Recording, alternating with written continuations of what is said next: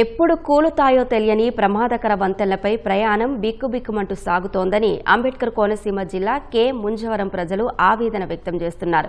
వివిధ మార్గాలలో పంట, మురుగు కాలువలపై నిర్మించిన వంతెనలు శిథిలావస్థకు చేరుకున్నాయని వాపోతున్నారు. జిల్లాలో 43 వంతెనలు బలహీనంగా ఉన్నాయని రహదారి భవనాల శాఖ ఇంజనీరింగ్ అధికారులు గుర్తించారు. వీటిలో 25 వంతెనలు మరీ ప్రమాదకరంగా మారాయి.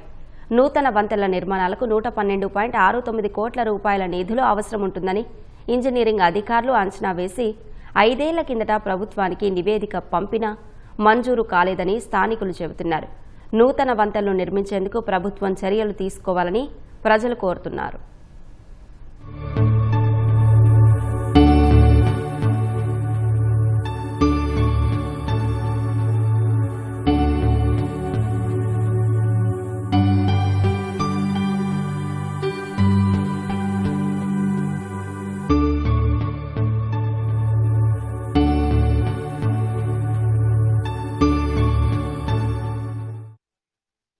కే ముంజవరపుకొట్టు గ్రామాల పరిధిలో ఉన్నటువంటి ఈ వంతెనలు చాలా ప్రమాదకరమైన స్థితిలో ఉన్నాయి.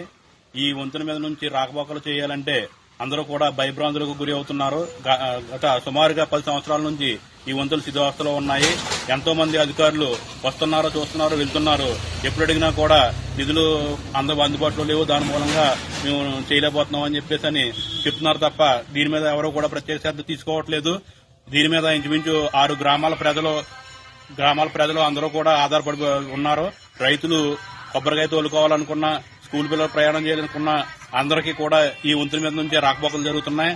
కేయునుపల్లి, ఆర్ఐనుపల్లి, కొత్తపల్లి, కోతవరం, తొండవరం, ఇలా పెదపట్లంక పరిసర గ్రామాలన్నీ కూడా ఈ బ్రిడ్జ్ మీద ఆధారపడి ఉన్నారు. గ్రామ ప్రజలందరూనే ఈ బ్రిడ్జిని అతి త్వరలో నిర్మాణం చేయవలసిందిగా మేము అధికారులను, గవర్నమెంట్ ని వేడుకుంటున్నాం. ముంజవరం వంతెన కూలిపోయేలాగా ఉంది. ఆటో డ్రైవరు స్కూల్ పిల్లల్ని అవి తీసుకెళ్తుంటాం. ఏ టైంలో పడిపోద్ది నమ్మకం లేదు.